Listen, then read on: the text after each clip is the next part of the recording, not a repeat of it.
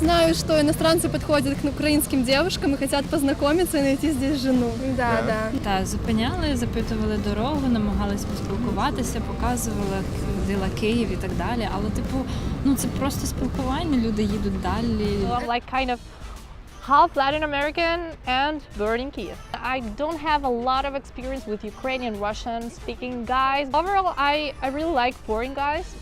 Mostly I like Latin American guys because I think they're very open-minded, they're nice, they're gentlemen. Powiem tak, bardziej mi zależy chyba na uczuciu, bo myślę, że pieniądze zawsze można zdobyć w jakiś sposób i nawet samodzielnie. И то lepiej smakuje, а miłości не так łatwo znaleźć. Я очень много встречала парней, которые действительно приезжают сюда за чем-то более нужным, чем просто одна ночь. Я работаю с туристами, встречала много парней, которые хотят найти девушку, которые хотят жениться и создать семью. Несколько парней с Италии приезжали, и у них был тур по брачным агентствам. Они действительно хотят найти женщину, ведь наши женщины красивые, прекрасные, хорошие хозяйки. Конечно, все хотят иметь жену украинку. So my opinion, most men's help advice, especially when it comes to dating, focuses on how to seduce the woman, how to get her into bed, how to hook up with her, but almost none of it deals with how to have a long-term relationship. What happens after you've seduced the super beautiful lady here in Eastern Europe, the 9s and 10s, the super beautiful, the models? What next? Because this is a conundrum I faced about a decade ago when I was actually living in Western Europe. I was able to get like a hookup with the super hotties actually I was living in Germany at the time, but couldn't go any further. They weren't dating me long term. So I had to figure out what was going wrong. And in this video, I'm going to explain how you move from being able to hook up with the super beautiful, the 9s and 10s, to actually having a long-term sustainable relationship with them. Let's get into it. Поехали! SAR Experience. So how do women's priorities change from, say, a short-term to a long-term relationship? Now, the best evidence we have, which is not great because a lot of it is based on self-reporting, is that they tend to prioritize resources more and probably what's colloquially known as game a bit less. So what might get you into a sexual relationship with a woman might not actually be as useful as the relationship develops and it goes towards a long-term relationship. And then I can say in my experience, just observing, especially here in Eastern Europe, I think it's even more true, resources become more important. And that makes biological sense because the woman is thinking more towards having a family with the guy, and obviously resources are important for bringing up children, makes a lot of sense. And here in Eastern Europe, there is more of a, let's call it a wage gap between men and women, earnings gap, than you're going to see in the West. So looking at the guy's resource potential when you're having a family makes a lot more sense. And that's more or less what I observe anecdotally here in Eastern Europe. Now, how does that change for men? Because we are attracted primarily by beauty initially with respect to women. That's also a result of evolutionary biology. We're kind of implicitly looking whether the woman is good to bear children. We are mammals after all. It's not the only thing we look at, of course, and actually as we look towards a long-term relationship, then other factors are also going to come into play. You could say it's kind of like the woman's personality to a certain extent. I mean, is she going to be a head wrecker? Does she have psychological problems? Is inviting this woman into her life going to be a disaster? These are things that become more important. Also, maybe social status to a certain extent will play a bigger role than the initial aesthetics that normally attracts men to women. We all know when a beautiful woman comes into the room that a lot of guys, they will go quiet in awe of her beauty. So that is what we observe in terms of the initial attraction, maybe differentiating that. Looks are always going to be important biologically. They're indicators of DNA and of course of health, and that's important in actually bearing children. So obesity, for example, not a good sign for the woman's ability to live a long and healthy life, because it is bad for your health, of course. And let me give you an example from my own life, which is not related to Eastern Europe. I did date once for, we'll say, a few months, a Brazilian lingerie model. She was a nymphomaniac. She wanted to have sex 5 times a day. Sounds fantastic, every man's fantasy, except for a long-term relationship. She was not very smart to start off with. One could say a bit stupid, low intellect, and she had a latent drug problem, as I discovered. So there were things that are big minuses, red flags, and I personally would not invite a woman like that into my life in a long-term relationship, because it's going to be a disaster over the long term, not, shall we say, wife material. Although I don't like that phrase very much myself, but probably you understand what I mean. So there you go, from the initial aesthetics, which were like top, to the reality of having a long-term relationship, having to deal with this person on a daily basis over the long term, maybe having kids and a family. Disaster, right? So there are the things that, you know, also for us men, we're going to prioritize more in a long-term relationship. Also, frame is going to be really important for a long-term relationship with a 9 and 10 in particular, because those women have a plethora of options if they decide to leave you, right? They are the women at the top, the Olympian level beauty. They're guys are going to be chasing them as soon as they're single, and probably before they are single. So if you don't have a strong frame, and what I mean by that is that you set boundaries, and they are firm boundaries on behavior. Now, you don't have to be a psychopathic control freak, you know, a la Andrew Tate, where you don't want the women to go out on their own in case they run off other men. No, that's not what I mean. I mean setting boundaries on behavior, because if you are a pushover and you get pussy whipped, basically no woman is going to respect you, and especially not here in Eastern Europe, where you got to be a real man, nastoyashi mujik.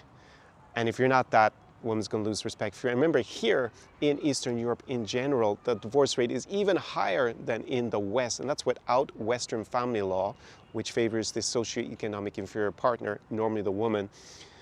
And already it's over 50%. It's normally between 50 and 60% in these countries. So you definitely don't want to be seen as a weak soy boy.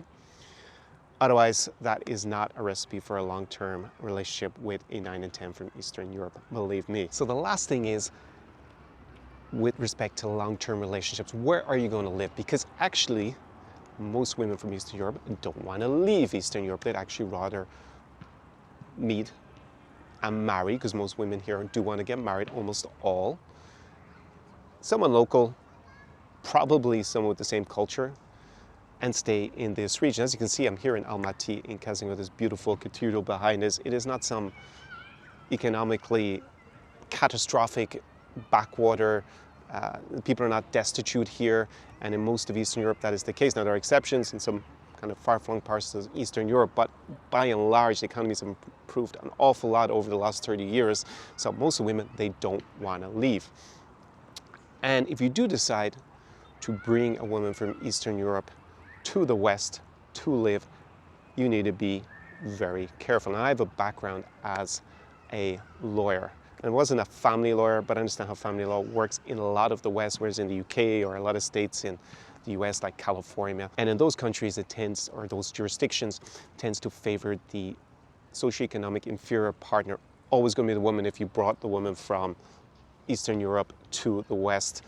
And unfortunately, when I ask guys who have a lot of experience with hanging out with groups of men who brought women from the West, whether it was with some dodgy marriage agency back in the day, or they met them by some other means, just maybe organically here by coming over on a holiday, or they lived here in the West, in Eastern Europe, and then they brought them to the West. Anecdotally, what I get is that 80% of these marriages fail soon after the woman gets either residency or a green card, passport in the West, and no longer needs the guy. Because remember, the main kind of benefit for a woman from here in terms of marrying someone, say like an American, is to move to America, right? Socioeconomic advancement. It's not for values. They can find guys with the same values all around them here in Eastern Europe, unless they are a radical feminist with blue hair. Then maybe they would need to go and find a male feminist in the West, but by and large that's not the nature of the relationships that are traditionally between men from the West and women from here. And even more tragically, I spoke with a consulting client. It's actually a guy who was born in Ukraine, and we actually were chatting for a lot of yesterday when I'm filming this. And his aunt used to work as an interpreter for a marriage agency, and she told me of all the couples that actually moved to the West, the ones in America, none of them lasted after 5 years, and only a few with men from Western Europe when they moved to Western Europe. So the probability is pretty low. Anecdotally, at least. I can't get firm stats on this. If you know of them, please drop a link down below in the comments. And you're kind of playing Russian roulette because, as we know, it could be very large alimony payments, could be a very large child support, and you've obviously got marital assets and whether those protected or not. And good luck getting a prenup enforced in many jurisdictions in the West. If you were living here in Eastern Europe, it is not as extreme. So my advice to most guys is to be really careful if you're actually going to move from here in Eastern Europe with a woman to the West.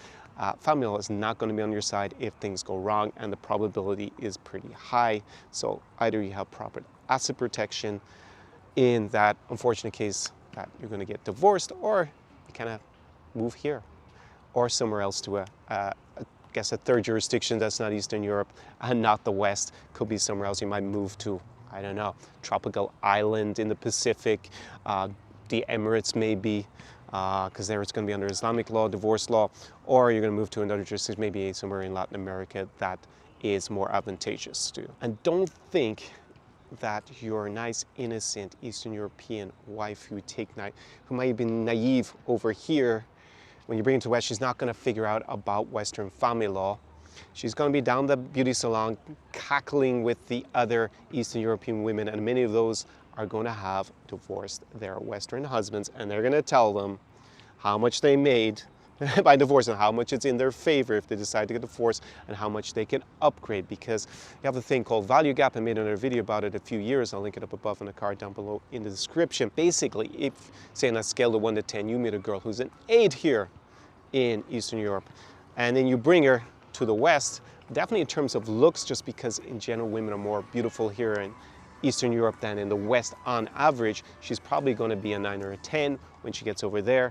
And if the guy might have looked like a good match here, he might have looked like a 7 or 8 just because of the socioeconomic possibilities. Maybe when he gets over there, he's more closer to the average Joe. And there you can see you're going to have a massive value gap. And if you think it couldn't happen to you, I mean, I have experience with this in the West. When I was living in Munich, for example, I was working in a big organization for a time as a lawyer, and I went to a party at the time of Oktoberfest. Munich has this big Oktoberfest, and there was, I would say, an attractive woman, probably late 20s, at the party. I guessed that she was from Eastern Europe. I spoke to her in Russian. She actually turned out to be from Dnipro in Ukraine. So I asked her, what brings you to Germany? And she said, well, why do you think? I said, well, it can only be work or marriage. And she said, yeah, marriage. I'm married to one of your colleagues over there. Their marriage lasted only, I'd say, a few weeks after that before I noticed that she was out with other men at nightclubs who are not her husband, and she was obviously in a romantic relationship with them. So there you go. It was pretty quick. The guy, when I looked at him, he was a rather plump, overweight Dutch guy in his 50s. His wife was close to half his age. She was already in the West. She was going to use him and upgrade. Also had a similar experience with a woman I met at the Montreux Jazz Festival in Switzerland, a Russian woman from Voronezh. She was very quick to start hooking up with me. Then it turns out she's married to a Swiss guy, only a few months. Met him through a marriage agency, obviously not interested or serious at all with this guy, and looking to find a better option now that she was in Switzerland. Also another experience with this when I lived in the States, when I was a lot younger. It was like about 20 years ago. There was the wife of an ambassador, and he had moved her. She came from an Asian country that was very socioeconomically underdeveloped, and I'm sure he looked like the big catch to her when they were in, her home country. But when she got to the West, she had a few drinks, and she started making out with your Irish boy in the bathrooms of a house party we were at. So yeah, I could see the writing on the wall of that relationship. So this is just human nature, right? You might look like a big catch to someone who's in you know, Eastern Europe, especially in the parts of it that are more socially, economically underdeveloped. It's not all of Eastern Europe. It's not like 30 years ago or 20 years ago with the example I'm giving you from, you know, another part of Asia. But you have to be very careful and understand these dynamics that when you bring someone from there, bring them to the West, where suddenly their value is up here, and your value is maybe not as high because maybe you are dating out of your league in that sense back in the West. Unless you have a very strong frame, this is why I want to segue back into this, why frame is so important. If you do not have the real man mindset, you're going to get walked all over, and on top of it, she's probably going to leave. And this is why I think that so few of these marriages work when they get back to the West. Anyways, that's what I think about long-term relationships with the 9s and 10s, the super beautiful of Eastern Europe. You need to be a guy who has the real man mindset for sure. Otherwise, ain't gonna work. And yeah, a lot of those tactics that the pickup artists teach you, they might help you get the girl into bed by kind of, I guess, I don't want to use the word deceive, but you know, you might maybe be disingenuous into your real value, right? And that's going to become apparent to most women after they meet you a few times, even if they've hooked up with you and maybe they've got a little bit of buyer's remorse and they feel like they have to go through the motions with the relationship. But again, that's not going to be conducive to having a long-term successful relationship with a super beautiful woman from Eastern Europe. So look back at my clients who have lived the Zara experience with me in Eastern Europe over the last, say, 4 years, going on maybe into our 5th year of running this kind of special weekend experience. Many of the guys are in long-term relationships with the women that they met on the trip. Some of them are even married. Many of them are dating models, the 9s and 10s, the super beautiful of Eastern Europe. So it's not just about, you know, coming and hooking up with as many hotties as you can in a weekend. That's a good way to start off, of course. Gives you a lot of choice going forward. And that's actually one of the things that I see here on YouTube. You have all these so-called coaches who are saying, don't date the 7s, 8s, 9s, and 10s, settle for a soft 6 because the girls who are prettier, they're just too much trouble. That's coming from guys who basically can't get into a long-term relationship with a super beautiful woman. You want to be choosing from the widest selection of high value options that you can. And us as guys, biologically, we are hardwired to look at women's aesthetics. First, women are hardwired in a slightly different way. They also look at aesthetics, but they tend to balance that a lot more with status, resources. Of course, that's not the only thing that guys are interested in, but that's the first thing that's going to pique their interest. We all know that.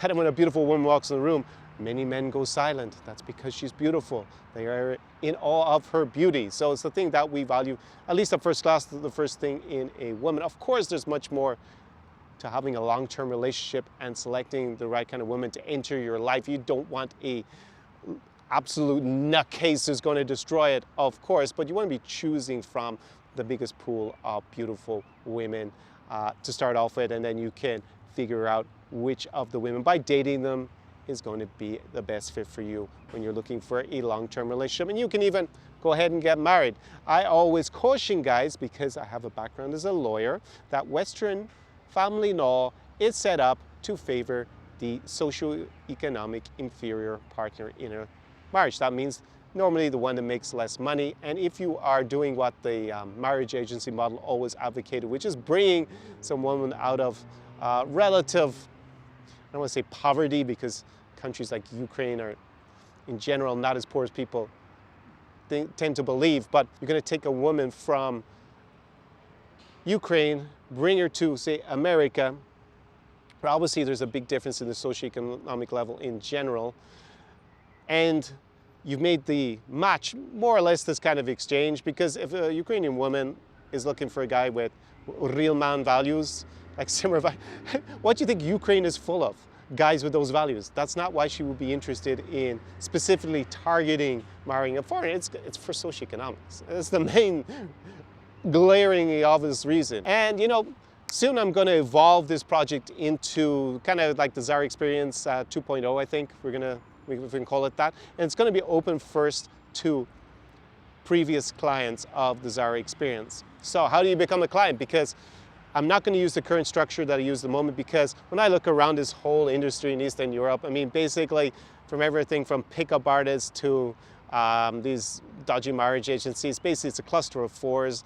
And I'm, you know, most of my clients are dating or even getting married, and the girls are 9s and 10s and models. So why am I, with this huge gulf in value in class, going to continue with the current structure when I see the price point of some of the other competitors? It's not going to stay that way for very much longer. But in the meantime, I'm still running the Zara experience with the current structure, and we will be going to Almaty, which is where I'm at the moment. Super green at the moment, summer.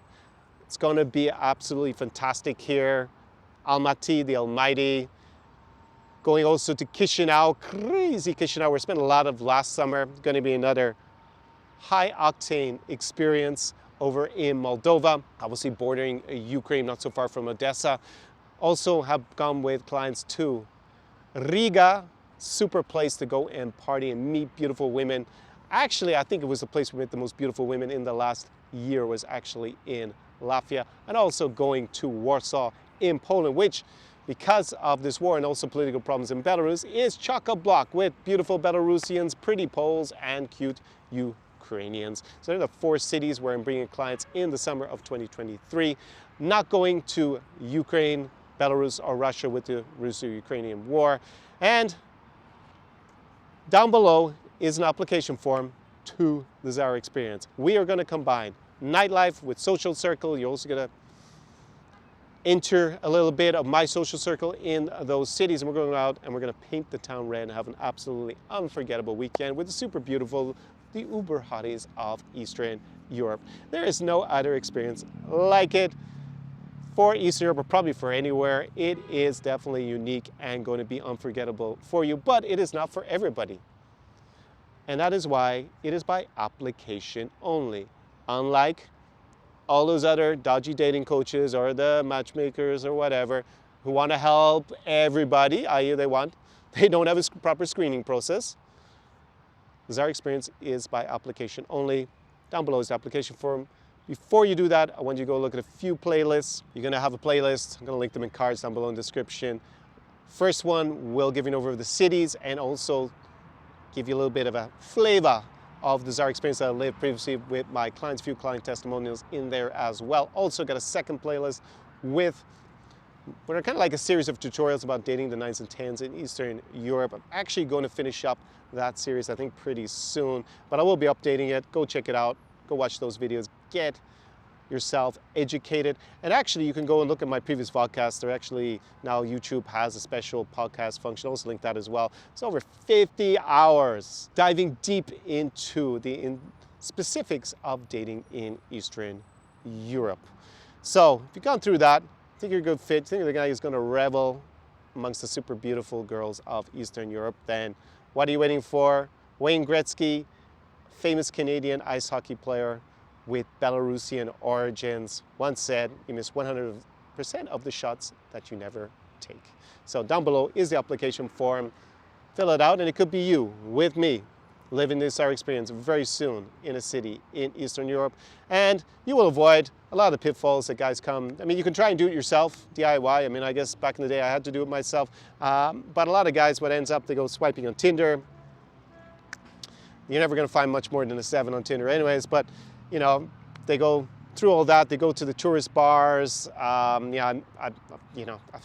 got feedback from guys who went to Riga, went to Warsaw, and the places they told me they went to, like just chock-a-block of tourists. Prettiest girls aren't there in general, and just basically very little happens. For most of the guys who do that, they're probably drinking the meter higher beer in a steakhouse with a bunch of expats who also haven't integrated, or other tourists for kind of a little bit of camaraderie. And in the end, they don't really get anywhere with the girls, go to the wrong club. It doesn't work out on Tinder. They try the day game malarkey and all the girls flake. In the end, they end up probably in a strip club, losing all their money, and maybe even in a brothel. Really fucking sad. So avoid being one of those guys in any sense. No matter what you're doing, at least educated if you're going to try and do it yourself. And down below, application form for the Zara experience. Could be you and me. And as I said, very soon, we're going to have the next evolution on the Zara experience, but it will be for existing clients only. So you need to get in now in the next month or two. On that note, до свидания from an amazing Almaty, Kazakhstan. SAR Experience.